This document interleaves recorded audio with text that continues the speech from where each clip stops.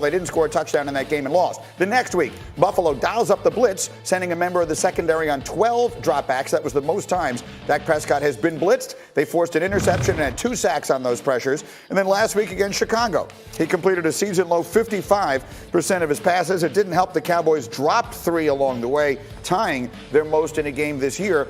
And they've not been able to target Amari Cooper, who is supposed to be their star receiver.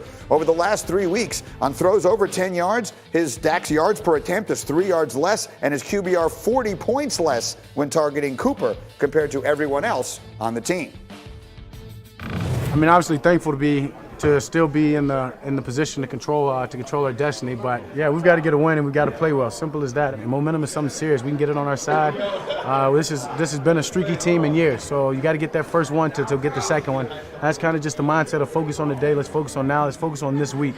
I'm not worried about the rest, and we will when that comes.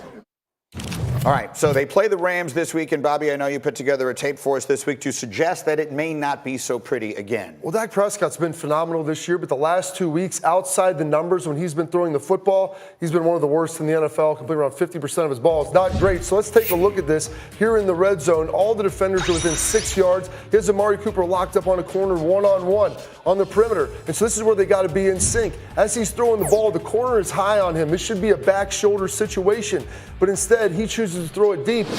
Amari's looking for it. He knows he can't get over the top. It's an incompletion. Now, they're playing the Los Angeles Rams this week with Jalen Ramsey. They've been one of the best teams since he came in over on a trade on defense. You see him here. Mitch Trubisky runs a little play action, draws up the linebacker up at the top of the screen. You're going to be able to see Jalen Ramsey keeping eyes back, understanding where he's going to go with the football, slides through there, makes a great break, breaks up the football. He's going to be locked up on Amari Cooper a lot this week, and it's going to be a rough situation, a rough go there for Dallas. That's why I think the Rams, they'll be able to maybe ram their way into the playoffs. I mean, for the Cowboys, they could wind up losing another game. They could be 6-8 and still have that Philly game sitting out there and wind up winning the division. But here was what I teased in the open. Jason Garrett, who maybe he's tried everything he can try, put together a film of just all of their good moments, like clips of them succeeding this season, and showed that to the players this week. That is his last motivational tactic. Do you like it? I don't like it. I mean, I know what it is. I don't like it because I know that I've experienced that before with Eric Mangini when he was on his way out with the New York Jets. It was the same thing. We're digging all the way down in a bag of tricks to try to motivate the team, and it's over with. It's done. It's set in stone. Jason Garrett will not be there next year, and now he's trying to figure out how to salvage this team and hopefully go on this quote-unquote streaky run that the quarterback talks about. Here's the only thing I can say, Lewis, is that all of us can sit here and say, oh, they're done, they're terrible, coach getting fired. But inside that building, they have to be saying, look, guys, we still have a chance. The division has not run away from us. A chance to win the division, get in the playoffs, and see what happens. You're right. They do. And what he's trying to do. If you were on the team, you'd feel that way. You right? lose the first wild card game. It doesn't even matter. He's trying to do this. He's trying to tap into what their intrinsic motivation is. Like, look, guys, I know you're not listening to me. Okay? I'm not firing you up. So how about this? How about just watch yourself succeeding? And then you guys go home, and we talked about this last hour, and just be pros about it. Just go ahead and say, hey, you know what? I'm going to take I'm going to have some pride in myself and try and perform better here. That's all he's doing. Because right now, he don't have to say a word. It doesn't matter. Oh, they would have done that 5 weeks ago. That's what you're I'm right. saying. I mean, that's the question about these guys. It's like, where's the trigger for all of them? We don't know. They're in a similar situation last year. They're 6-5. The Saints coming to town. The Saints are rolling. And they win a nasty and ugly game, 13-10. And so they have loads of talent. I don't think they're going to be able to do it. Their own quarterback says they're streaky. And they're hoping to catch fire. He said it, yeah. I mean, I will just say this. It's going to be an unbelievable story when they play Baltimore in the Super Bowl. Okay, let me move on. Let's talk about the New England Patriots. They are currently being investigated by the NFL for inappropriately filming the Cincinnati sideline during Sunday's Bengals game in Cleveland. The Patriots have acknowledged a 3-person crew producing a web series titled Do Your Job didn't properly inform the Bengals of the filming. And, of course, it is the Bengals that the Patriots will play this weekend. For more, I want to bring in Mike Reese from Foxborough, who covers the Patriots for us. And, Mike, how has that locker room responded to this recent investigation?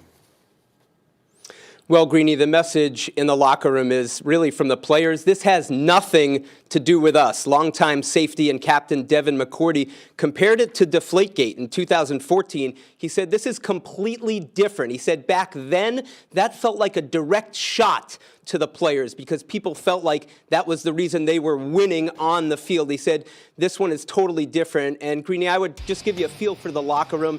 It is anything but tense. Walking out of there yesterday, the linebackers were gathered together after a long day of work, and the biggest thing on their mind was, how do we get together a team bonding dinner over hibachi? Okay, so the Cowboys are putting together movies, and they're all going out for hibachi. I mean, one way or another, there's different ways to try and do it. Let's talk, however, about the struggles that do matter, and that is another challenging week for that offense. They scored 16 points last week in a loss to the Chiefs. What is the team doing to try to rectify their problems on offense? Well, the first thing I heard when I walked in the locker room this week after that game last week was from an offensive lineman who said, that performance was on us. We have to be better. For all the talk about the weapons around Tom Brady, if we don't play better as an offensive line, nothing will matter. Greeny, if they're held under 30 points Sunday against the Bengals, it'll be the 7th straight game for them that happens. And according to our great ESPN stats and information department, that would match the longest streak in the Tom Brady, Bill Belichick era, going back to 2005. But I will add this. I walked out of the locker room with Tom Brady a couple days ago, and Greeny, he's staying upbeat despite these struggles. All right, Mike Reese, so well done. Thank you, my friend. We'll see you after the game this weekend. Let me bring it here, and I feel like I want to phrase the question this way. We all watch every game they play. They're the spotlight team. And to watch them play right now is to think there's no way this offense is good enough to get this team to the Super Bowl. We see Kansas City and Baltimore and some of the other better teams. Can they, in the next 3 or 4 weeks, figure out some answers on the offensive side that gives them a legit chance to make it to the Super Bowl?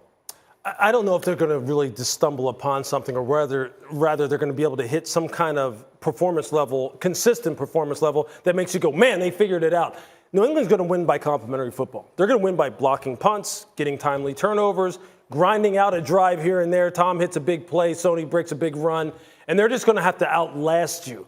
But you know what? I think they're built to do that. They're conditioned to play that way, and I think that's going to be the only way they're going to be able to get to where they want to get to. And so everybody makes a big deal about Rob Gronkowski not being there as Tom Brady's weapon. But like last season when he came back, when he was healthy, they were able to run the football and do a terrific job of it. Over the second half of last season, they were able to pound the football. Second in the NFL in rushing, 150 yards a game. That's a huge difference from where they're at right now. They're 29th in yards per rush. They're not able to get it done. And that was the change they made last year. That's not a change that's going to be able to happen this season. Bill will usually find something, but I'm just struggling to figure out what that potentially could be. Yeah. They don't do anything well on the offense. They don't, and Bobby stole my thunder here with running the football. But I will say that they can get it corrected because it's a lot easier to correct the offensive line when you have 7 guys, right? It's a 7-man front. You block him, here are the assignments, stay on your block, than to say, all right, wide receivers, these are the various coverages that you have to worry about. This is how you have to break your route off. So running the football, they can get that corrected. It'll be done. Here's what I want to come back to your original point, Lewis, and that is it's all well and good to try and win games by blocking punts and grinding out a drive here or there, but you're not beating Patrick Mahomes or Lamar Jackson 16-13. Right? That's just not the way this thing is going to go, right? Yeah, probably not. But I will say this. Look, again, in those 2 games, okay, we're looking at the Baltimore game and we're looking at the Chiefs game. Baltimore game, again, people, when you watch that game and you go back and watch it, they were in that football game and they had some timely turnovers and penalties that really cost them, that got them out of it. In this game, they had a touchdown taken away from them against the Chiefs. 2 of them. They earned it. Yeah. They earned them and then didn't get the points for them. So I'm telling you, whereas they're struggling, you know, considering what the standard of performance is up there in New England typically, they're still there.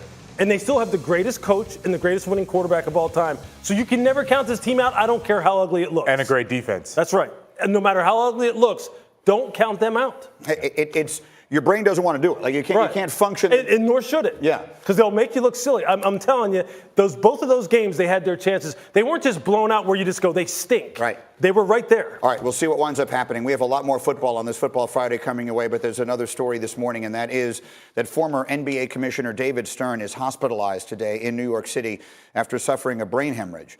The city's fire department responded to a 911 call in a Midtown restaurant yesterday afternoon and rushed the 77-year-old Stern to Mount Sinai Medical Center, where he had emergency surgery.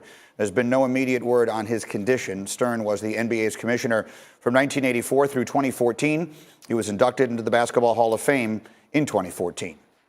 We will have much more as we continue on Get Up this morning. More football. Lamar Jackson cementing his status as MVP. Is there a blueprint to stop him in the playoffs? We'll try and figure that out as we go. And someone's going to win the NFC East and host a playoff game. But should they?